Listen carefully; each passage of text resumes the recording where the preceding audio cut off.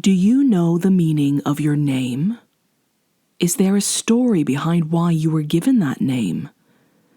Perhaps you inherited it from your grandfather, or perhaps your mother named you after her favorite food. There are different views as to how much a name actually matters. It certainly seems to matter a lot to soon-to-be parents as they hunt through baby name books looking for just the right name. Some turn quite creative in naming their children. Many celebrities today seem to be in competition with each other about who can come up with the most obscure or unique name. And so you have children today named everything from North to Big Mac to Pilot Inspector. One might feel a bit sorry for some of these children as they grow older and enter the unforgiving hunting ground of school peers. But whether you've thought about it or not, when we meet another person for the first time, the first way we'll usually identify ourselves is by giving our name. Well, one thing is for certain. In the days of Isaac, names were very important things. Names meant something. Each name had a story behind it, and often names were considered closely linked to one's identity, whether it was the identity your parents wished for you to have, or an identity others prescribed to you. Isaac had a story about his name. No doubt he would have been told that story many, many times by his father Abraham and his mother Sarah. Isaac, the name that means laughter or he who laughs, inspired by the time his mother laughed at the mere suggestion that she would have her first child at the youthful age of 90. Isaac, the name of the miraculous child, the impossible child, so impossible it made you laugh. Well, the man named Isaac goes on to marry a woman named Rebekah, and history seems to repeat itself when she, like Isaac's mother, remains childless. In Genesis chapter 25, Isaac prays to God on his wife's behalf, and God answers his prayer. Rebekah becomes pregnant. And in reading this story, we can't help but wonder, what will this child's name be? However, we discover soon that Rebekah isn't having one child, but two. And before they are even born, the text says that the children fought within her inside her womb. The time comes for Rebekah to give birth to twin boys. The first comes out red, his body covered in hair, and so they name him Esau, meaning in Hebrew done or already made.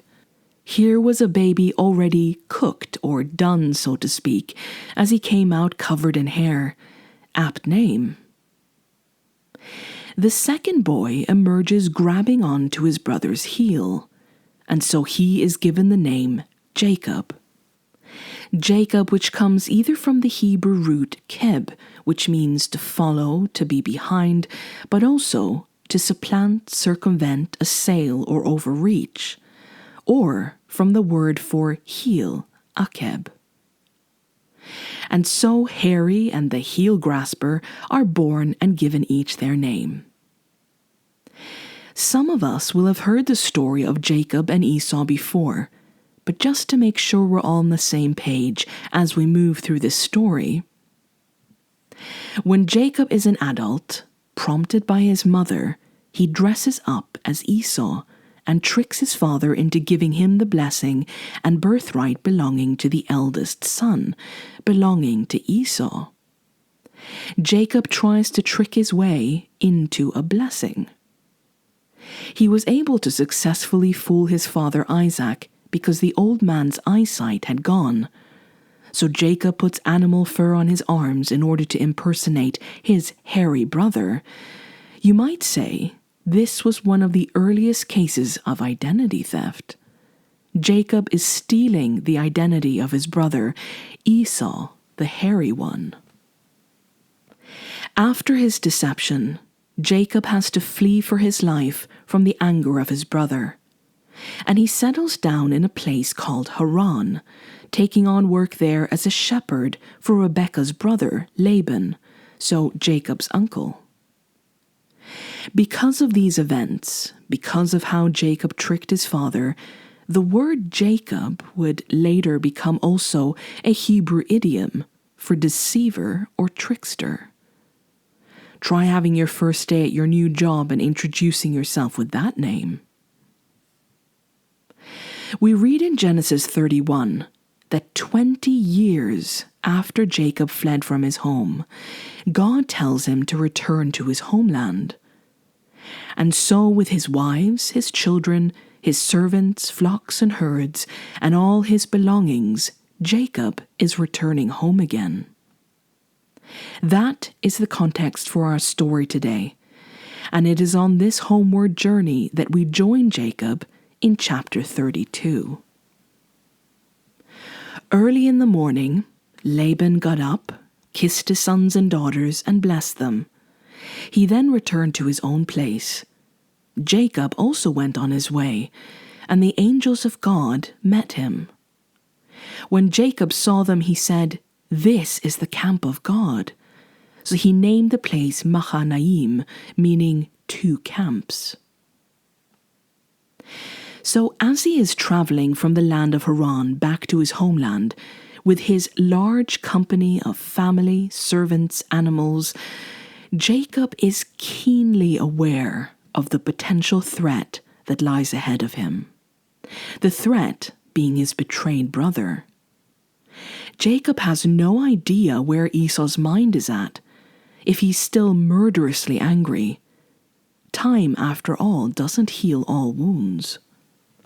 And so, not wishing to take his brother by surprise, Jacob sends messengers ahead of him to the country of Edom, where Esau resides. Verse 4, he instructed them, that is, the messengers, "This is what you are to say to my lord Esau.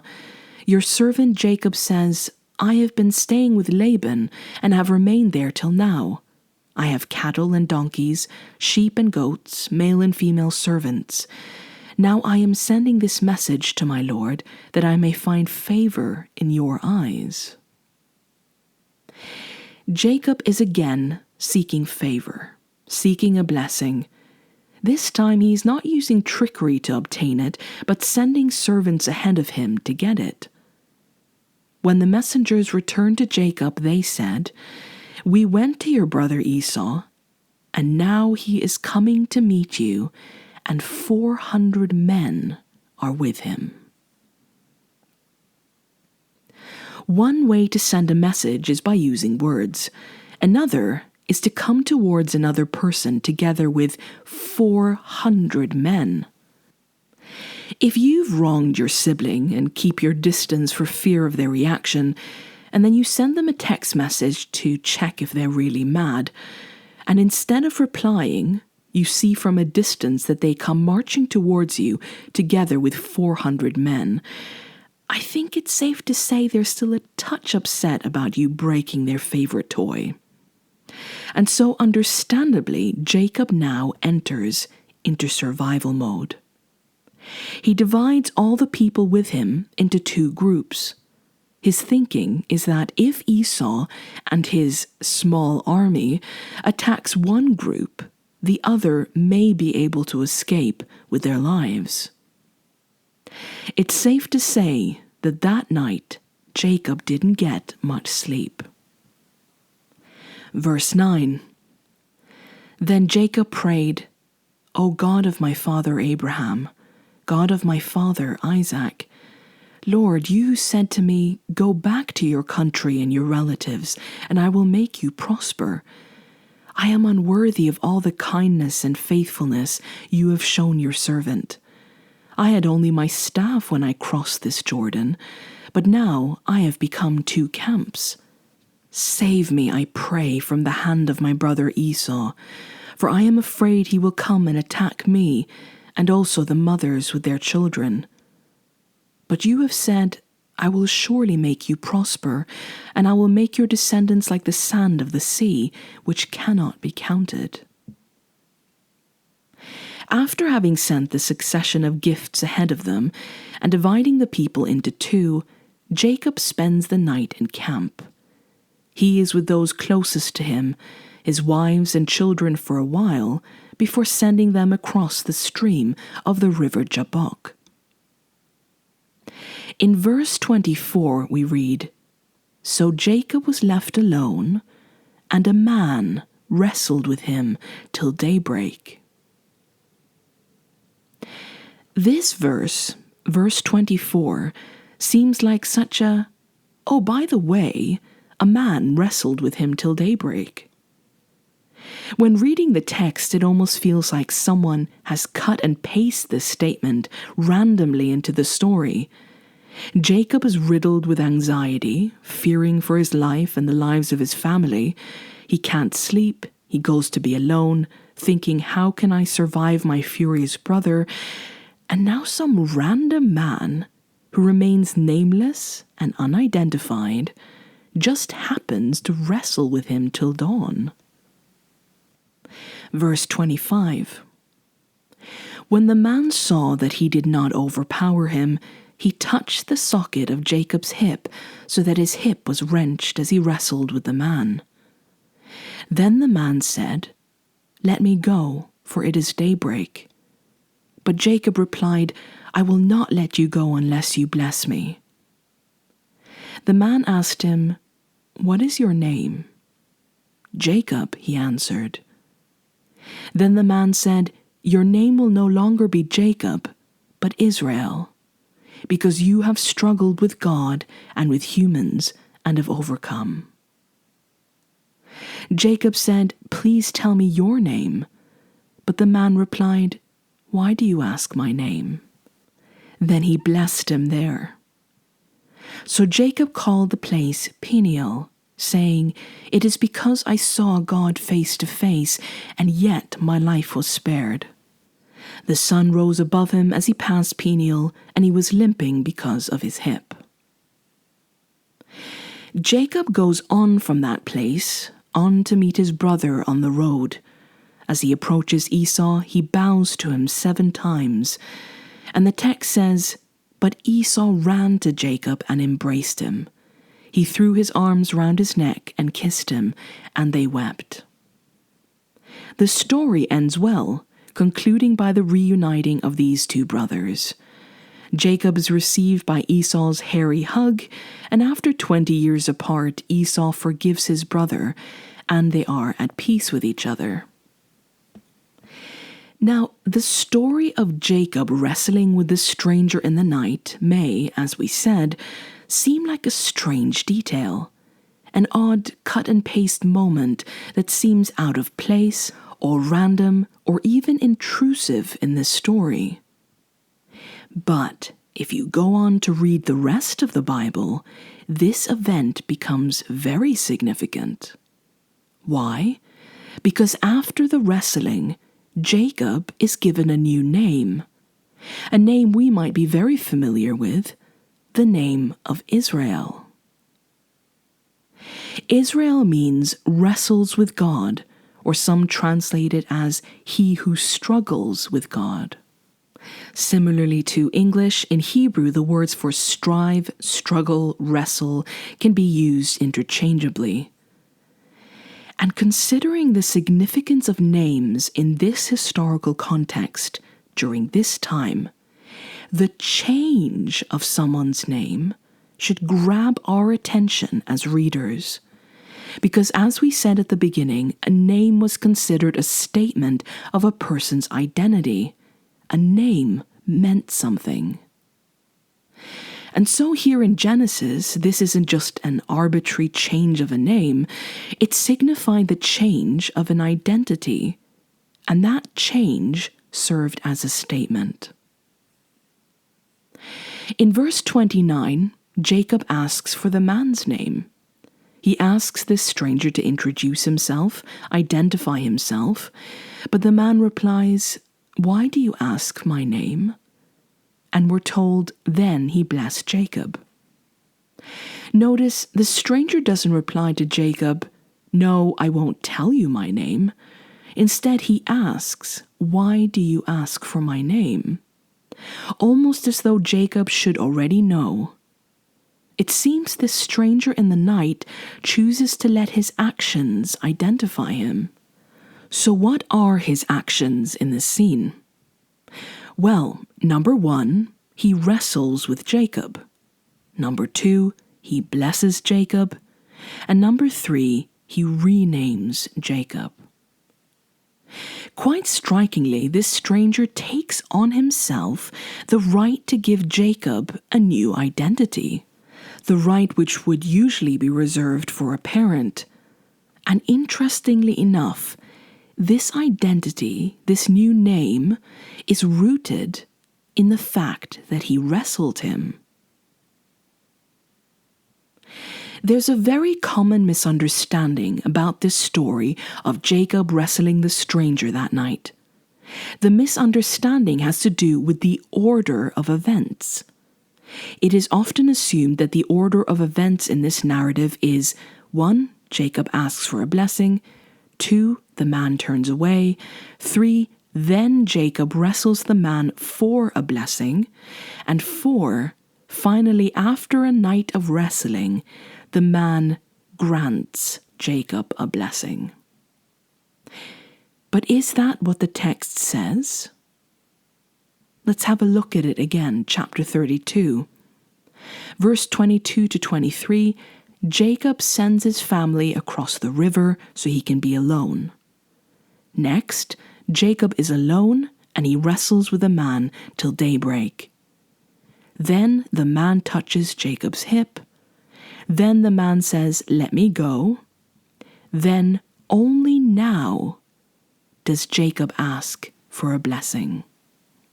So interpreting this story as saying Jacob earned a blessing or fought his way to a blessing that night by wrestling this stranger simply doesn't reflect the text.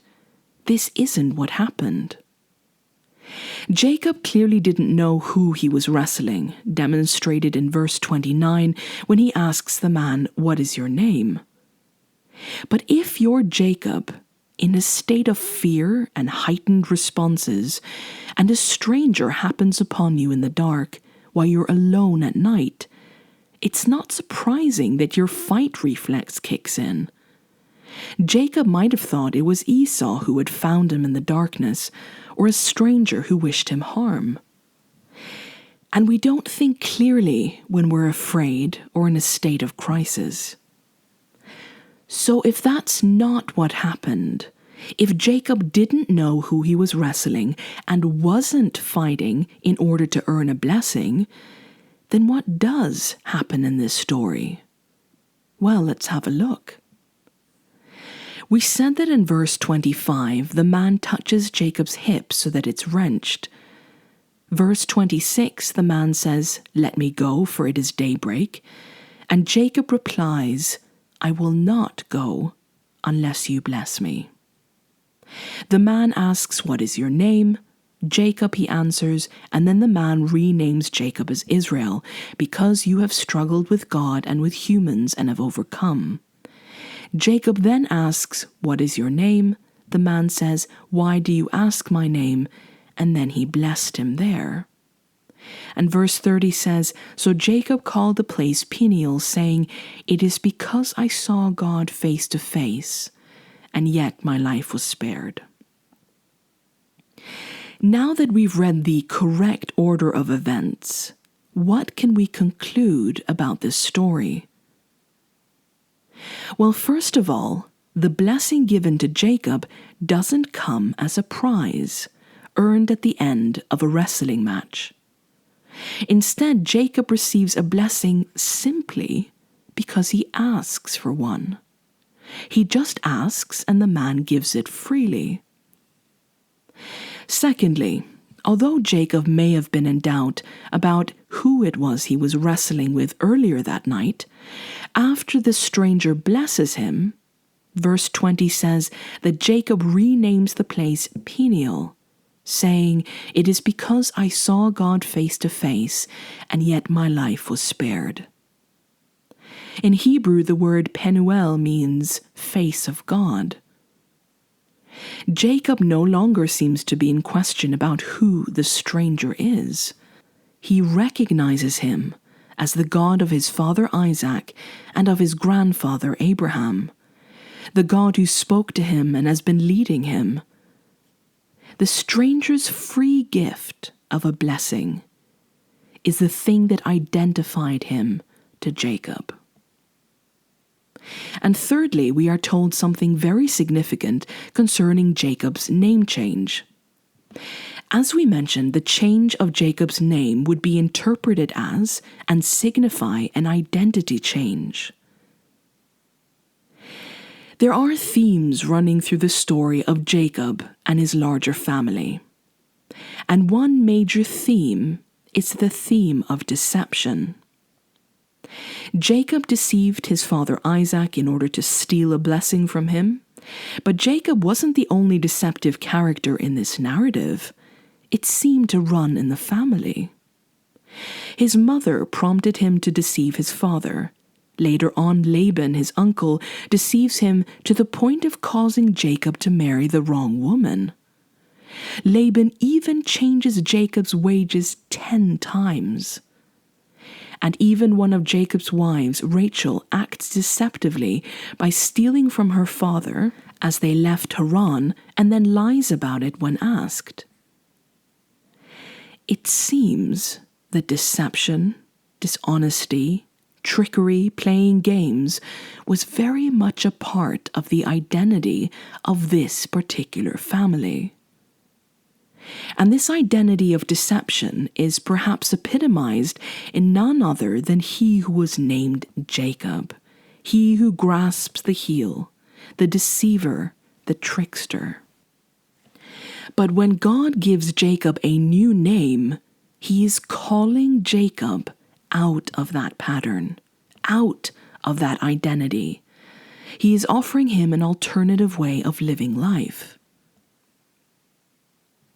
In this story, there seems to be two different identities at war with each other, two opposing ways of living. One is deception, trickery, avoidance, acting in the shadows, pretending to be something or someone else. The other identity is illustrated as a wrestling match, a struggle. Now the name of Israel would go on to be the very name used for God's people, both literally and symbolically. Israel, the people of Israel, the children of Israel. Why? Why would God choose such a name to set the tone for the identity he gives those who follow him and his relationship with them? Surely it would be better to choose a brighter, more optimistic name, a name which meant they who are pure, or the favored ones, or those faithful to God. But struggle? Wrestling? Did God choose the name because he desires animosity or conflict? Is it because he wants people to struggle? Or because struggle in itself is good or earns good things?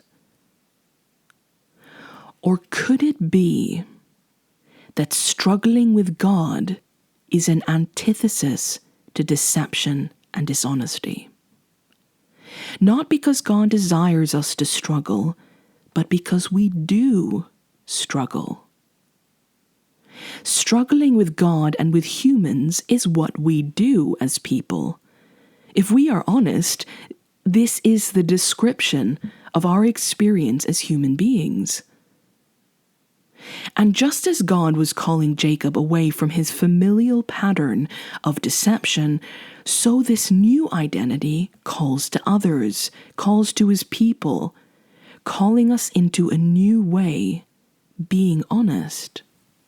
Honest about ourselves, about our hearts, our failings, our doubts, our relationships, our decisions, our faith.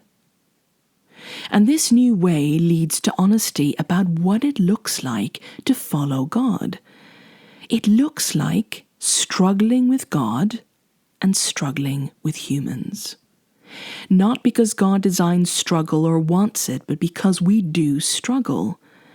And Him being willing to show up in the darkness, in the night, and engage with us, wrestle with us, sends an important message that He isn't shying away from our inner conflicts. He doesn't reject or avoid our complexity. And that in this honest, raw, difficult, messy, broken, very human place, He invites us to relationship with Him and blesses freely. Now, what does this mean for us? Well, if struggling with God is the name, is the identity of those who believe and follow Him, we must ask ourselves, how are we relating to this identity? How do we deal with the presence of struggle in church, in our families, in our communities? The truth is, we often have a problem with struggle, especially when it comes to struggling with God and faith. It's one thing to have a hard life, to struggle with the people around you, with money, with circumstances, with health, but with God? In religious settings, we more often than not get uncomfortable. At the first sign of doubt, questions, struggling with faith, we look for fixes. We are quicker to give answers than to ask questions. We aren't good at allowing others to ask questions and let them simply be questions. We don't like confusion. We don't like hearing about others struggling with God. We are quick to preach and slow to listen. When another person shares their doubts, their struggles with faith, we shift nervously in our seat. We might even take on ourselves the role of struggle vanquisher. Put out that fire quick or it will spread, we say. Worse still, sometimes those who struggle with God are seen to harbor secret sins or to be asking for it somehow. We chalk it up to that they're not praying hard enough, they're not reading their Bible enough, they don't have enough faith or strength of character. Those who struggle with God, with the Bible, with the big questions, are often painted as antagonistic, rebellious, spiritually blind, and misguided. O ye of little faith, we cry, as we attempt to lecture them back into the embrace of God. We are often uncomfortable with the presence of struggle. And the only time we seem comfortable with it is if it's the right sort of struggle. For example, someone is welcome to say, "The devil is attacking me," but not, "God is silent in my life and I'm angry with him." It seems acceptable to say, "The Lord is testing me," but not, "I don't feel like I can trust him. I don't know what to think. I feel like I can't pray. I feel so lost." Religious voices often treat such people like they have the bubonic plague and that they need to be scrubbed with the brush of sound teaching, washed with the water of good preaching, and dried down with the towel of pacifying before they're released back into the flock, clean and sparkling and ready to function as they should. We are often comfortable with people sharing their difficulties as long as it looks clean and pretty, as long as it ends with platitudes like, "But God is always good," as long as you can clearly tie off the loose strings and there's a clear sense of absolution. And to force this closure, we often offer stiff formulas to complex questions and recite insipid lessons and dogma in the face of very real and very understandable and discerning struggle. But in the face of all we might do, what is God doing? How is he willing to approach Jacob in the night? How does he react to people who are wrestling, struggling? He meets us where we are, in the imperfection, in the mess. He is not put off. He is not threatened. In the midst of our struggle, he honestly faces it together with us. He gives it a name. He shows up in person and is willing to wrestle and struggle with us. And then he blesses and helps. The very people who in a church setting are deemed the undesirable, the unacceptable, the weak, and those far from God, God himself calls his own. The strugglers which we punish for not falling in line with the narrative we're forcing, God blesses. If we, in this complex, gut-wrenching, difficult, painful time and place, are unwilling to be honest about our struggles in relating to God, then we are simply falling back to our old name. It is when we deny the presence of struggle that we return to our old name. We become once more the dishonest, the pretenders, the tricksters, those who force smiles, those who pretend in order to appear holy, and offensively turn away or put down those who don't have it all together. Because we want to look good, or because we feel threatened by realness. A Christian songwriter called Plum sings a song called Fight for You, in which the chorus line goes, "I'm going to fight for you, even if I have to fight with you." That's what you've got to do when you love someone.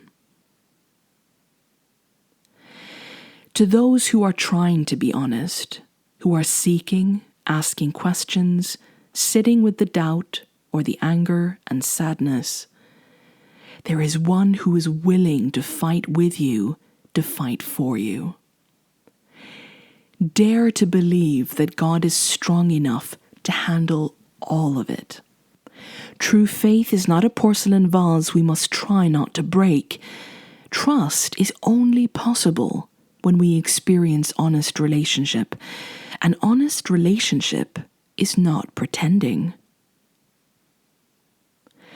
The God of Jacob offers us today and every day another identity. And this identity is a real one, honest and genuine. And whatever struggle may look like to you, there is one who is humble enough to approach you where you are. Why is it that we think of struggle as a sign of a lack of faith, when those called God's people have struggle written into their name? Israel, what's in your name?